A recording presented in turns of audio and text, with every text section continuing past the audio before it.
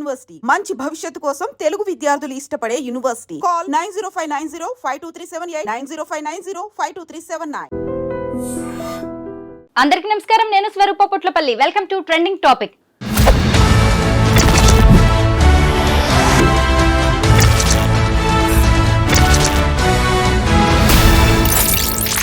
సామాన్యులు, సెలబ్రిటీలు, అలాగే పొలిటికల్ లీడర్స్, ఇలా ఎవరిని పడితే వారిని సోషల్ మీడియాలో విపరీతంగా ట్రోల్ చేస్తూ ఉన్నారు.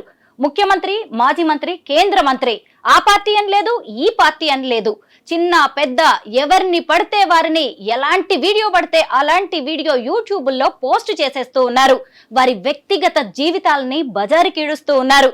ఈ మధ్య కాలంలో సీఎం రేవంత్ రెడ్డి నోటికొచ్చినట్టుగా మాట్లాడితే తోడ్కలు తీస్తామంటూ వార్నింగ్ కూడా ఇచ్చారు. ప్రస్తుతం నాతో పాటు బీజేపీ స్పోక్స్ పర్సన్ రాణి రుద్రమ్మ గారు ఉన్నారు. ఆవిడతో మాట్లాడి ఈ సోషల్ మీడియాలో పెరిగిపోతున్న ట్రోలింగ్స్ గురించి మాట్లాడుకుందాం. నమస్తే రుద్రమ్మ గారు. నమస్తే అండి. ఈ రోజు ఈ ఇంటర్వ్యూకి మిమ్మల్ని పిలవడం వెనక ఉద్దేశం ఏంటి అంటే, మీరు ఒక పొలిటీషియనే కాదు, మీరు ఒక సీనియర్ జర్నలిస్ట్ కూడా. ఈ మధ్య కాలంలో మీరు గమనించే ఉంటారు, సోషల్ మీడియాలో విపరీతంగా పొలిటికల్ లీడర్స్ ని ట్రోల్ చేస్తున్నారు. వీటన్నిటిని చూసినప్పుడు మీకు ఏమనిపిస్తోంది? నిజంగా చాలా బాధేస్తుందండి. అంటే పొలిటికల్ లీడర్స్ని ట్రోల్ చేయడమే కాదు, సామాన్యమైనటువంటి వ్యక్తుల్ని. ఇందాక వస్తుంటే నేను ఏదో కామన్గా ఎవరో ఒకరు ముగ్గురు అమ్మాయిలు ఏదో ఇన్సిడెంట్ జరిగింది అని చెప్పి ఆ ట్రోల్స్ అన్నీ కూడా చూస్తుంటే, ఆ సందర్భం అనేటువంటిది మంచిదా చెడ్డదా అనేటువంటిది పక్కన పెడితే, వ్యక్తుల వ్యక్తిగత జీవితాల్లోకి ఇష్టం వచ్చిన విధంగా వెళ్ళిపోయి ఇష్టం వచ్చినటువంటి కామెంట్స్ చేయటము, అదంతా కూడా సమాజానికి మంచిది కాదు, భవిష్యత్తు కూడా మంచిది కాదు. మీరు ఇందాకే స్టార్టింగ్లోనే ఒక మాట అన్నారు, రేవంత్ రెడ్డి గారు ముఖ్యమంత్రిగా ఒక మాట అన్నారు అసెంబ్లీలోనే, సోషల్ మీడియాలో విచ్చలవిడిగా ఎవరు ఇష్టం వచ్చినట్టుగా వారు మాట్లాడితే తోడుకలు తీస్తామని. నిజంగా వారు మా పార్టీ కాకపోవచ్చు కానీ ఇవాళ ఈ రాష్ట్ర ముఖ్యమంత్రిగా వారు ఇచ్చినటువంటి స్టేట్మెంట్ పట్ల 100% నేను వారి స్టేట్మెంట్తో ఏకీభవిస్తున్నాను. డెఫినెట్గా అట్లా చేయాలని కూడా కోరుకుంటున్నాను. రాజకీయాలని మనం ఎప్పటి నుంచో చూస్తూనే ఉన్నాం. రాజకీయ నాయకుల మధ్య ఆరోగ్యకరమైన చర్చ జరుగుతుంది, విమర్శలు కూడా జరుగుతూ ఉంటాయి. కానీ వాళ్ళు ఆ సబ్జెక్ట్ వరకే పరిమితం అయిపోతూ ఉంటారు. ఆ తర్వాత వ్యక్తిగతంగా ఎప్పుడైనా కలిసినప్పుడు షేక్ హ్యాండ్ ఇచ్చుకుంటారు, నమస్కారాలు చెప్పుకుంటారు, అంతా బానే ఉంటుంది. కానీ ఎప్పుడైతే ఈ థర్డ్ పార్టీ వ్యక్తులు ఎంటర్ అవుతున్నారో, వాళ్ళు ఇష్టారాజ్యంగా అన్పార్లమెంటరీ లాంగ్వేజ్. ఈ మధ్య కాలంలో నేను కొన్ని వీడియోస్ చూస్తే ఓ జర్నలిస్ట్గా సిగ్గుపడాల్సిన పరిస్థితి వస్తుంది. ఎందుకు ఇలా కొంతమంది వ్యక్తులు, అంటే వీళ్ళని పెయిడ్ ఆర్టిస్టులు అనాలా, లేదు అంటే తమ స్వలాభం కోసం వీరు చేస్తున్నారు అనుకోవాలా?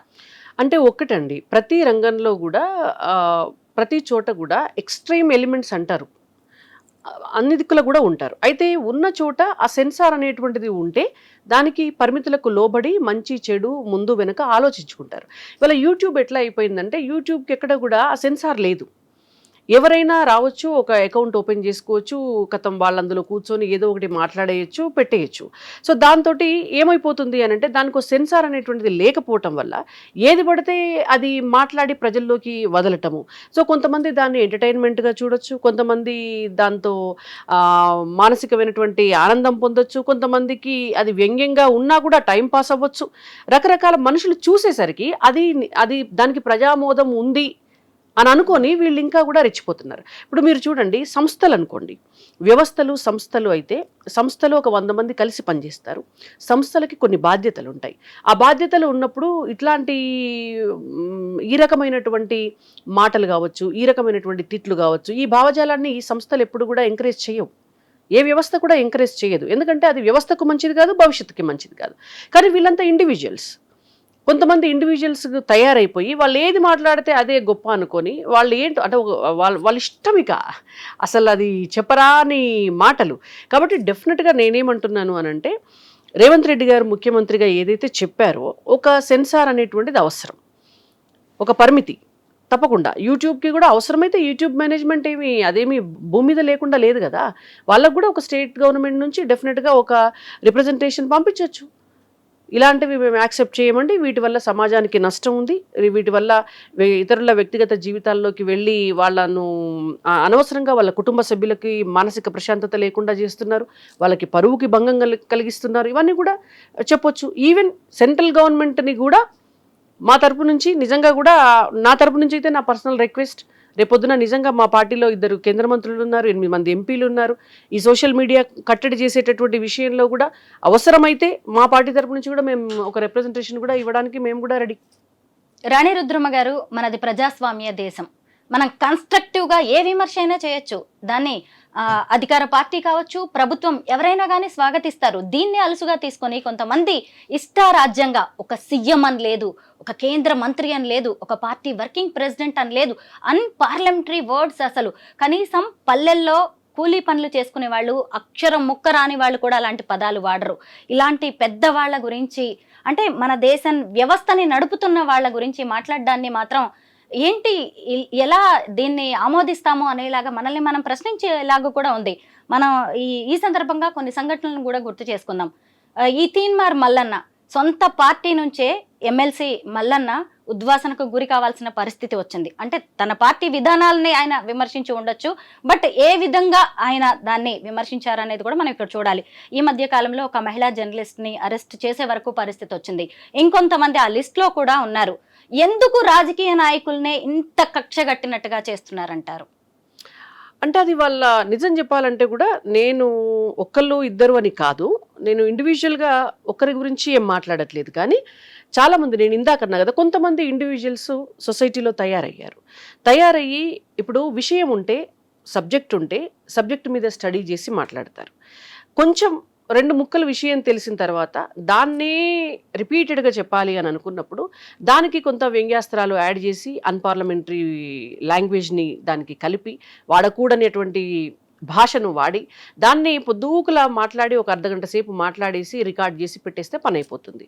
అంటే అలా ఎవరైనా చేయగలుగుతారు, చేయాలనుకుంటే పెద్ద ఇష్యూ కాదు. వట్టిగానే నిలబెట్టి తిట్టమంటే తెలంగాణలో ఉన్న ప్రతి ఒక్కరు కూడా తిట్టగలుగుతారు, అంతకంటే అధ్వానంగా కూడా తిట్టగలుగుతారు కెమెరా ముందు పెట్టి కానీ వీళ్ళకి ఏమిటంటే దాంతోటే ఇవాళ వాళ్ళ ఐడెంటిటీ చూపించుకోవాలనుకుంటున్నారు. అది ఇవాళ మనకు వాక్ స్వతంత్ర హక్కు ఉండొచ్చు కాక ప్రజాస్వామ్యంలో, కానీ దానికి కూడా కొన్ని పరిమితులు ఉన్నాయి. నువ్వు ఎదుటి వ్యక్తి జీవితాన్ని రోడ్డు మీద పడేసే హక్కు, వాక్ స్వతంత్రం హక్కు చట్ట ప్రకారం మనకి ఇవ్వలేదు. ఎదుటి వ్యక్తిని పరువుకి భంగం కలిగించేటటువంటి హక్కు మనకి ఇవ్వలేదు. నాకు వాక్ స్వతంత్రం హక్కు ఉంది కాబట్టి నేను ఏదైనా మాట్లాడతాను అని అంటే అట్లా నడవదు. నువ్వు ఎట్లయితే ఏ ఫ్రీడమ్ ఆఫ్ ఎక్స్ప్రెషన్ని అడ్డం పెట్టుకొని నువ్వు ఏదైనా మాట్లాడుతున్నావో దానివల్ల ఎవరైనా బాధించబడితే వాళ్ళు కూడా అదే ఫ్రీడమ్ ఆఫ్ ఎక్స్ప్రెషన్ని దృష్టిలో పెట్టుకొని ఆ హక్కులో భాగంగానే వాళ్ళ ఎక్స్ప్రెషన్ని కూడా వాళ్ళు ఇంకో రకంగా నీ మీద చూపిస్తారు.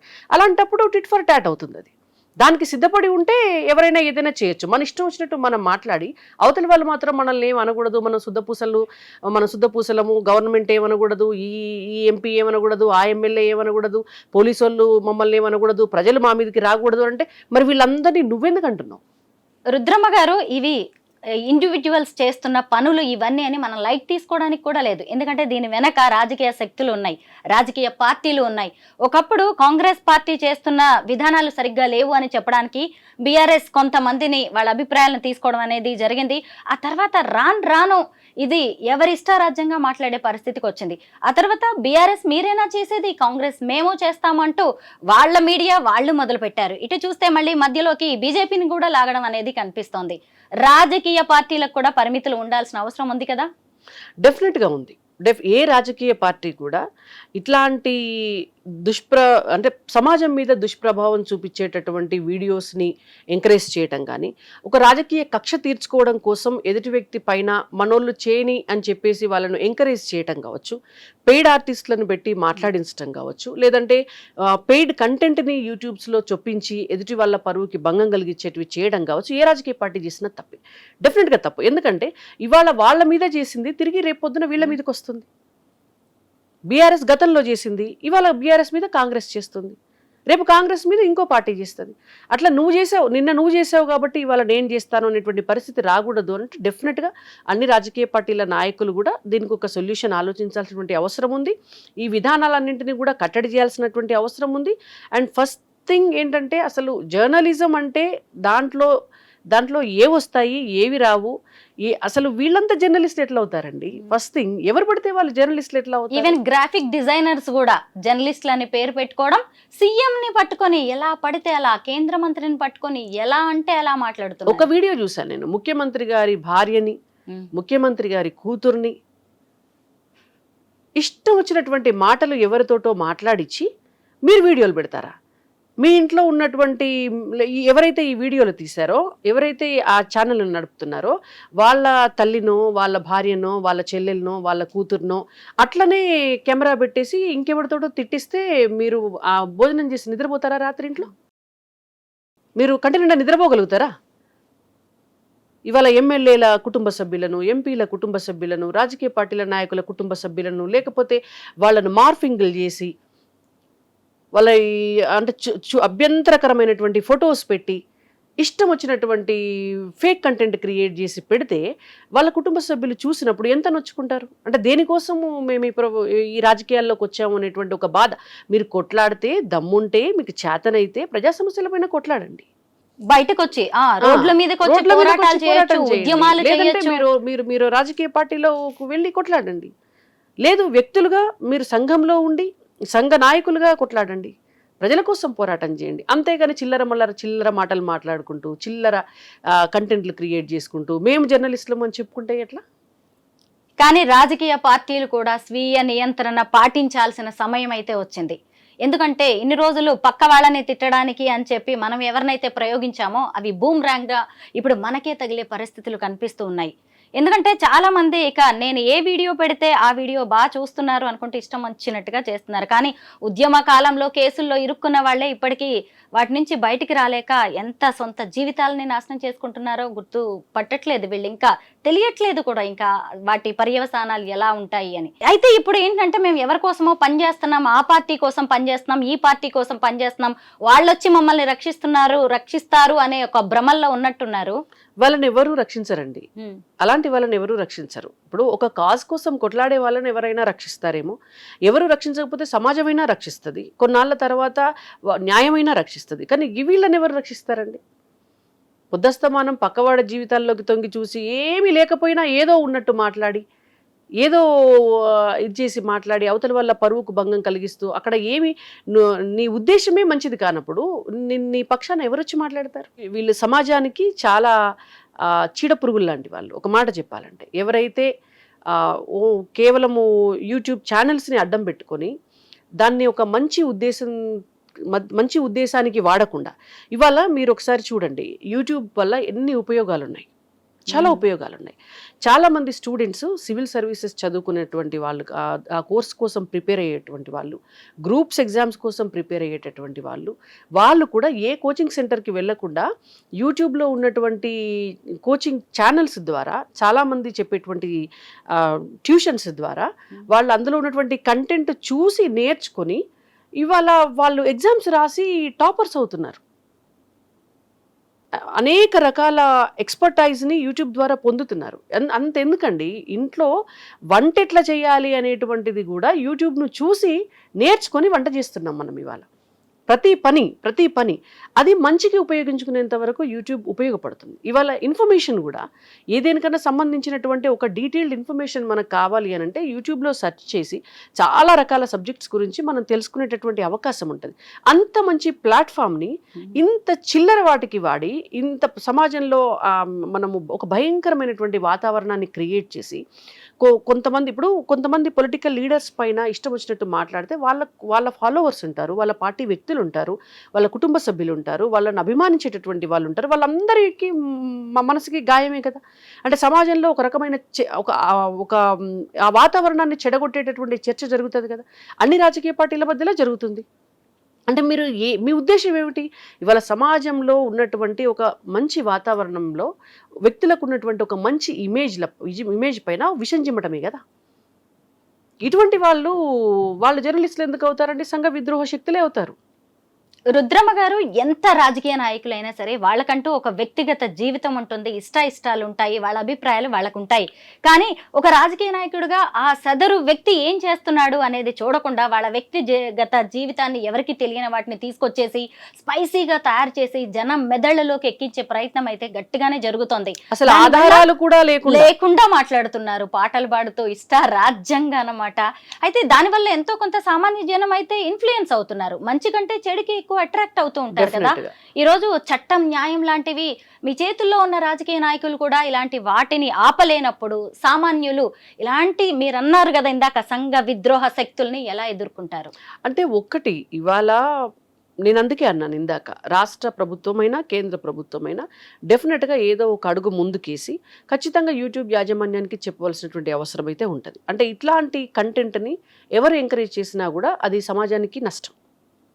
ఎంతకీ సీఎం రేవంత్ రెడ్డి గారు అసెంబ్లీలో లేదంటే ఎక్కడైనా పబ్లిక్ మీటింగ్స్లో వార్నింగ్లు ఇవ్వడమే అవుతుందే కానీ దీనికి సంబంధించిన కన్స్ట్రక్టివ్గా ఇంకా ముందుకు వెళ్ళేలాగా ఏమైనా ప్రణాళికలు రచిస్తే మంచిదంటారా? అటు సెంట్రల్ గవర్నమెంట్ కానీ ఇటు స్టేట్ గవర్నమెంట్ చేయాలి. ఉట్టి మాటలు చెప్తే ఏం లాభం? చేస్తేనే కదా. ఎందుకంటే ప్రభుత్వం వాళ్ళ చేతిలో ఉన్నప్పుడు, అన్ని అధికారాలు వాళ్ళకు సొంతంగా వాళ్ళకు ఉన్నప్పుడు తప్పకుండా దీనంతరం కూడా నియంత్రణ చేసేటటువంటి చర్యలు వాళ్ళు తీసుకోవాలి.